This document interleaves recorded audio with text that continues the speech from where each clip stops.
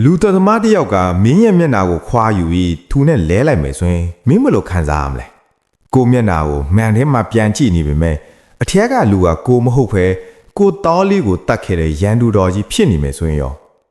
ဒီနေ့မှာတော့1990ပြည့်လွန်နှစ်တွေရဲ့အကောင်းဆုံး action ရုပ်ရှင်လိုတင်စားကြတဲ့ Face Off ရဲ့အသေးရစရာဇာတ်လမ်းကိုအဆအဆုံးတင်ဆက်ပေးသွားမှာဖြစ်ပါတယ်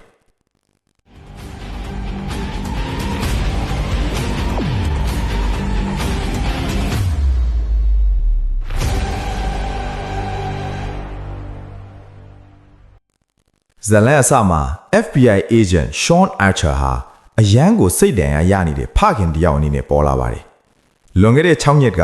ကျေးစားလူတော်သမား Castor Troy ဟာ Archer ကိုလှုပ်ကြံကိုစူးစမ်းရင်လွဲချော်ပြီး Archer ရဲ့တားလေးကိုတတ်မိသွားခဲ့ပါတယ်။အဲဒီနေ့ကစပြီး Archer ရဲ့ဘဝဟာ Troy ကိုဖမ်းဆီးဖို့ဆိုရဲကလဲစားခြေစိတ်တစ်ခုတည်းနဲ့လဲပတ်နေခဲ့တာပါ။ဒီနေ့မှာတော့သတင်းပေးချက်အရ Archer ဟာ Troy ကိုလေစိတ်တစ်ခုမှအပိုင်ဖမ်းမိလိုက်ပြီးအပြင်းထန်တိုက်ခိုက်ကြရင် Troy တယောက်တတိလစ်ပြီးမေ့မျောသွားခဲ့ပါတယ်။ဒါပေမဲ့ပြဿနာကအဲ့ဒီမှာတွေမပြီးသေးပါဘူး။ Troy က Los Angeles မြို့ထဲမှာအင်မတန်အန်ဒီယယ်မြော်တဲ့ဓာတ်ငွေဘုံတစ်လုံးကိုထောင်ထားခဲ့တယ်ဆိုတာ FBI ကသိလိုက်ရပါတယ်။အဲ့ဒီဘုံကလူပေါင်းတောင်းကြီးကိုတေးစေနိုင်ပြီးဘယ်နေရာမှာလဲဆိုတာကို Troy ညင်ကြီးဖြစ်သူ Polex တယောက်ပဲသိပါတယ်။ Polex ကလည်းစကားအတူတင်းမာပြီးဘလို့မစစ်လို့မရဖြစ်နေချိန်မှာသိပ္ပံပညာရှင်တွေကမယုံနိုင်စရာအကြံတစ်ခုပေးလာပါတယ်။အဲ့ဒါကတော့နီးပညာအသစ်ကိုသုံးပြီးမိမြော်နေတဲ့ Troy ရဲ့မျက်နှာကိုခွဲစိတ်က Archer ရဲ့မျက်နှာမှာအစားထိုးတက်ဆင်လိုက်ဖို့ပါပဲ။အတန်ကအစားကိုခန္ဓာတိဆောက်ပုံကအစား Troy အဖြစ်ပြောင်းလဲပြီးထောင်ထဲမှာရှိတဲ့ Polex စီကနေဘုံရှိတဲ့နေရာကိုတည်င်းနှိုက်ဖို့ Archer တယောက်ဆုံးထပ်လိုက်ပါတယ်။ဒါဟာအင်မတန်အန်ဒီယယ်များတဲ့လူရုပ်ချက်ထူပြီး FBI နဲ့မှတော့လူနဲဆိုပဲတည်ထားတာပါ။ Archer သူ့ရဲ့မိသားစုကိုတော့အမှန်အတိုင်းမပြောနိုင်ပဲလူသက်သမား Troy ရဲ့အတွင်းနဲ့အကျဉ်းထောင်လေးကိုဝင်သွားခဲ့ပါတယ်။အစီအစဉ်တိုင်း Archer ဟာ Polex ကိုလွယ်ပြားပြီးဘုံရှိတဲ့နေရာကိုတိအောင်လုပ်နိုင်ခဲ့ပါတယ်။ဒါပေမဲ့အခြေအနေကဒီမှာမပြီးသေးပါဘူး။မထင်မှတ်ထားတဲ့အလွဲ့အပေါင်းကရောက်လာပါတယ်။မေ့မျောနေတဲ့တကယ် Troy ကဆေးရုံမှာနိုးလာပြီးသူမျက်နှာမရှိတော့တာကိုသိသွားတဲ့အခါခွဲစိတ်စရာအောင်ကိုချိန်ချောက်ပြီး Archer ရဲ့မျက်နှာကိုသူ့စီမှာအစားထိုးခိုင်းလိုက်ပါတော့တယ်။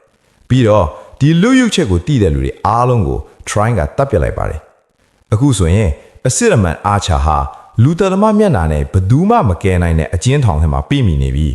လူသက်သမား Troy ကတော့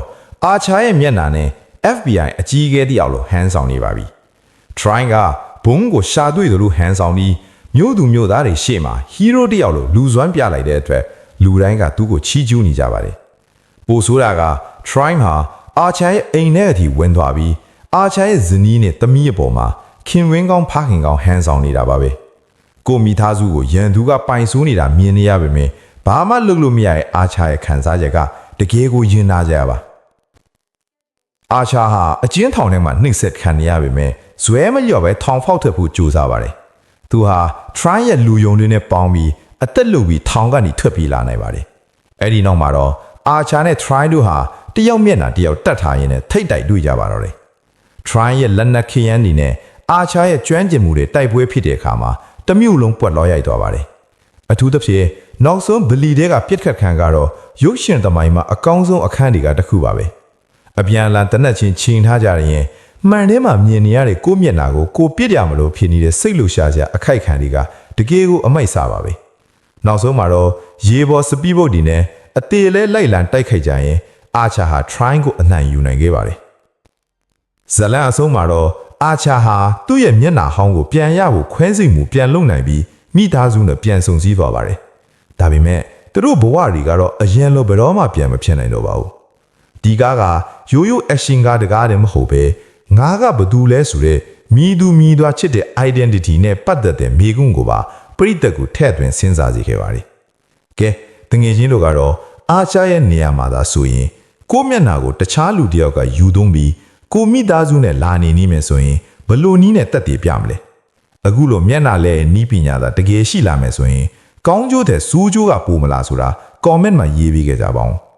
နောက်ထပ်လည်းအခုလိုအသေးစိတ် recap တွေကြည့်ချင်တယ်ဆိုရင်တော့ကျွန်တော်တို့ channel ကို subscribe လုပ်ထားဖို့မမေ့ပါနဲ့အောင်နော်အားလုံးကိုကျေးဇူးတင်ပါတယ်